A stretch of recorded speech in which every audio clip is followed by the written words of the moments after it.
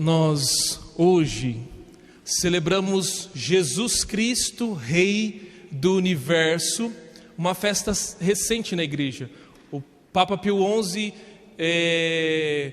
colocou essa festa em 1925, muito recente na igreja.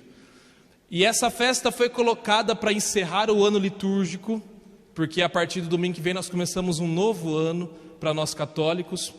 E naquilo que se refere ao nosso tempo de oração e liturgia, nós já estamos no advento. E essa festa foi colocada por Pio XI por causa de um problema. E qual foi o problema? 1925 tinha se passado as guerras mundiais, a Guerra Fria, e as consequências do iluminismo eram muito fortes, e as pessoas não mais acreditavam no poder de Deus, mas acreditavam muito num poder terreno. E nós não estamos muito longe disso, porque quem se fia a poder terreno ou ao poder das coisas daqui, acaba sendo muito surpreendido. E aí o Papa nos convoca a celebrar esta festa de hoje, que significa o quê? O Evangelho relembra para nós uma passagem memorável. Jesus é levado à frente de Pôncio Pilatos para ser julgado. Por quê? Os judeus estavam inconformados com Jesus, que fazia fama e arrebanhava o povo, e inclusive criticava a religião da época. Então eles levam Jesus e o condenam. Na verdade, a acusação que eles dão a Jesus é de quê? Blasfêmia. Só que quando Jesus chega na frente de Pilatos, e Pilatos diz: olha, por blasfêmia eu não posso condenar esse homem, porque isso é uma questão religiosa, isso não é uma questão política, isso é uma questão religiosa, eu não posso condenar. Então inventa uma acusação, aqui estamos no momento da acusação, qual é a acusação que dão a Jesus? De lesa majestade. O que é uma acusação de lesa majestade? De alguém que está querendo assumir o lugar do rei. Então fala para ele assim: tudo bem, já que por blasfêmia não dá, então esse homem aí está dizendo que ele é rei e vai tomar o seu lugar, vai tomar o lugar de César, está querendo tomar o lugar de César. Então na verdade eles queriam, e ele foi condenado por um tipo de revolucionário político.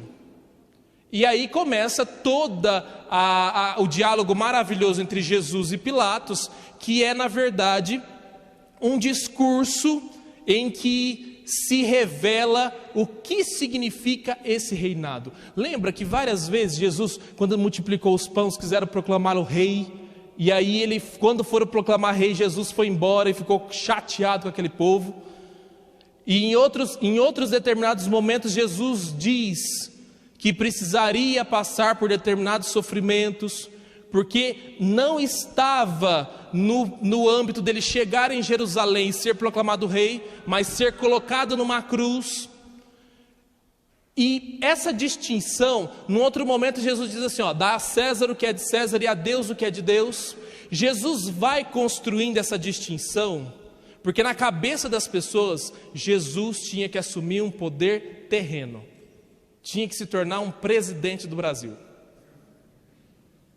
E esse é o grande problema, que até os apóstolos, até eles se tocarem do que Jesus estava realmente dizendo, e às vezes até nós também se tocar do que significa o reinado de Jesus, que não é um reinado terreno.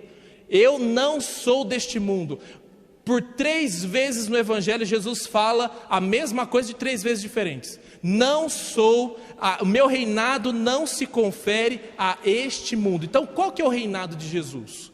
Que tipo de reinado que é esse? E o reinado de Jesus e ele mesmo diz aqui, é um reinado pela verdade. E o que significa isso? Olha, quando nós lemos Daniel na primeira leitura, ele vai falar que o reinado de Jesus é um tipo de reinado eterno. Mas o que é um reinado eterno? Aí São João, no Evangelho, vai começar a descrever uma coisa assim que os gregos vão chamar de logos, né? Ele fala assim, que Jesus é o primogênito desde toda a eternidade. Jesus é como se fosse aquela gramática pela qual o mundo é escrito. Ele é o fundamento, ele é o princípio de tudo. Ele é onde começa e termina tudo. No Apocalipse vai dizer que ele é alfa e ômega, as duas letras do alfabeto que estão aqui, alfa e ômega. Outro dia um senhor veio para mim e falou assim: ô padre, por que lá no altar tem uma ferradura daquela de cavalo? E aquilo não é uma ferradura, aquilo é a última letra do alfabeto grego, que significa o início e o fim de tudo. Então, na verdade, o reinado de Jesus se faz pela verdade que você e eu reconhecemos. É uma verdade que o que mais de potência você tem dentro de você? A inteligência. É um reinado onde a inteligência olha para aquilo e ela dobra seus joelhos e reconhece que ali há uma verdade que completa tudo e faz todo o sentido na nossa vida. E é aqui que está o reinado de Jesus. O reinado de Jesus não é público, não quer ficar distribuindo, multiplicando pão para as pessoas, apesar dele saciar a nossa fome quando nós precisamos, porque Deus ordena o mundo. E aí nós ficamos com aquela ilusão. Há muitos que têm a ilusão de que o mundo é ordenado pelos seres humanos, e não é. É Deus quem ordena o mundo. Mas o reinado dele é um reinado interior. E São Paulo nos lembra sempre disso. Olha, é preciso valorizar os governantes terrenos, porque autoridades deles também foram dadas por Deus, mas a autoridade maior é a autoridade de Deus. Não sei se vocês assistiram um filme, nem católico que se chama Até o Último Homem.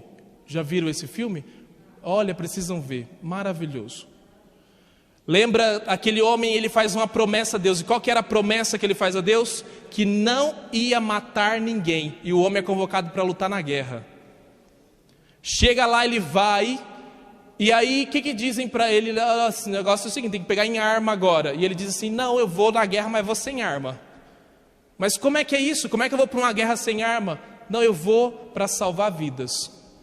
E aí aquela cena final, depois você vai assistir, né? Porque eu não vou contar o filme aqui, mas senão vai perder a graça. Mas aquela cena final onde ele diz assim: só mais um, onde o corpo humano já não aguenta mais, e ele vai salvando pessoas daquele lugar, onde já ninguém mais conseguia salvar, ele vai salvando, sem uma arma. E sabe o que é bonito nessa história? Que não ele poderia ter pegado em armas. E talvez não estaria indo contra a sua própria religião. Como muitos pegaram em armas. Olha, tem um santo mexicano canonizado, que a imagem dele é muito interessante. É ele em pé com duas armas. Não sei se você conhece, eu esqueci o nome dele agora, mas ele matou uma bandidagem lá, meteu chumbo em todo mundo. Aprendeu a atirar e meteu chumbo em todo mundo, matou um monte de bandido lá. E falou: ué, mas como é que ficou santo esse homem, gente? E por que ele ficou santo? Porque aqui é que está. Nós começamos a distinguir o que é verdadeiramente um reinado. O reinado de Jesus é quando você vive a verdade de Jesus. E para aquele homem, a verdade de Jesus era a promessa que ele tinha feito de não matar ninguém. O reinado de Jesus era ele exercer aquilo que na lei nós chamamos de objeção de consciência. É aquilo que ele poderia dizer não a certas coisas. Por quê? Em vista do quê? Em vista da relação pessoal que você e eu temos com o nosso Senhor Jesus Cristo. O reinado de Jesus é um reinado interior, é de quem vive os valores de Cristo. E essa é a grande diferença. Viver a partir de Cristo é viver neste mundo como se aqui neste mundo eu não estivesse ou pertencesse. E aqui que o negócio fica complicado. São Paulo vai dizer: não vos conformeis com este mundo. Como é que é viver no mundo, mas sendo que parece que eu não sou aqui deste mundo? É quando você dá esse salto na sua espiritualidade e você vai desapegando das coisas deste mundo. E você vai percebendo que há coisas essenciais que são maiores do que você, maiores do que o mundo, e que estão centradas em Deus. É meio que viver na providência desse rei, na providência dele. Vou lembrar para vocês uma história para terminar, mas talvez é muito conhecida, porque é uma história de criança mesmo. Lembra daquele rei que um dia foi caçar e ele tinha um empregado? O empregado dele sabia que o rei não era, que ele era o rei terreno, mas ele sabia que o rei de verdade era Jesus Cristo. Então tudo que ele fazia por ele, graças a Deus, era um tipo de rei carismático.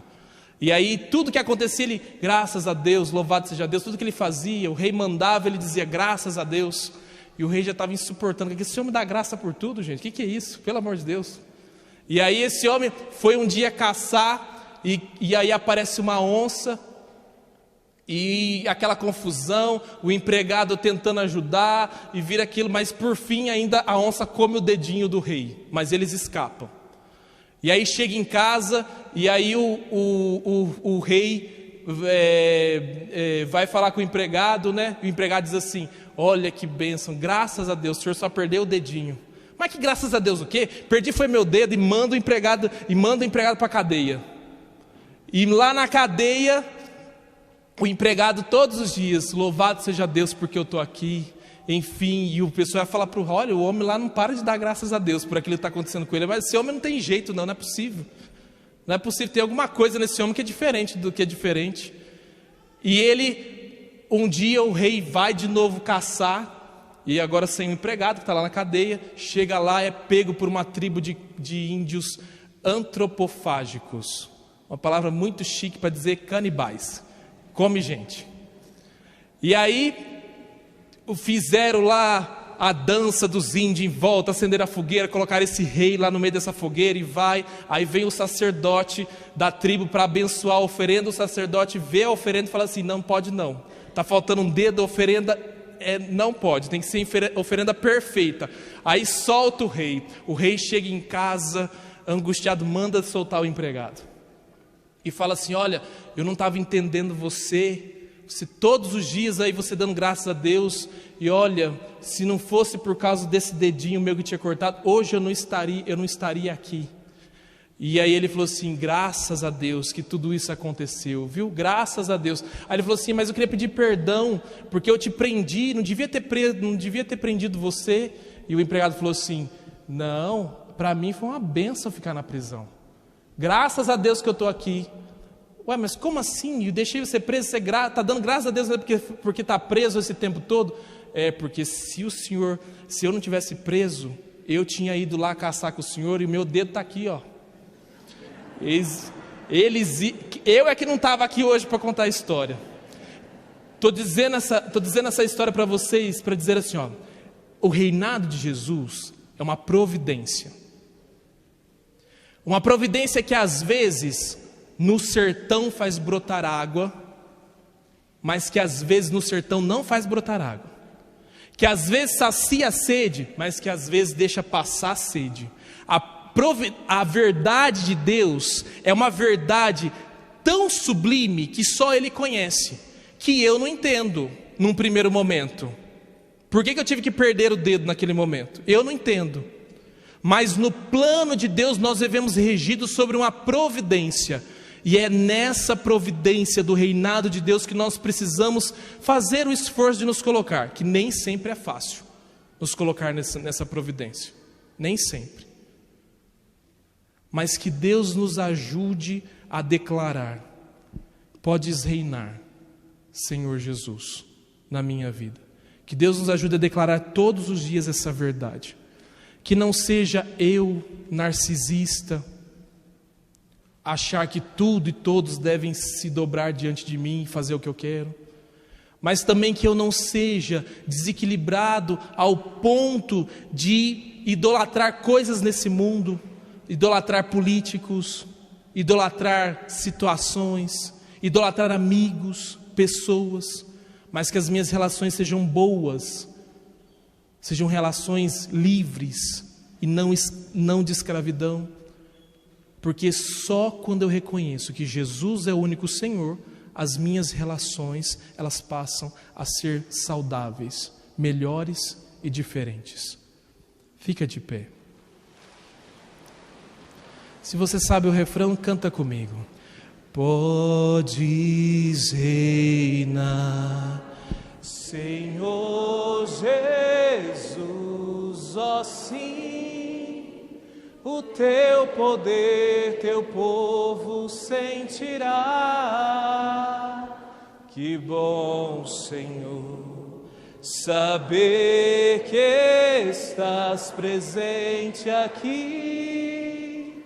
Reina, Senhor, neste lugar. Creio em Deus Pai Todo-Poderoso,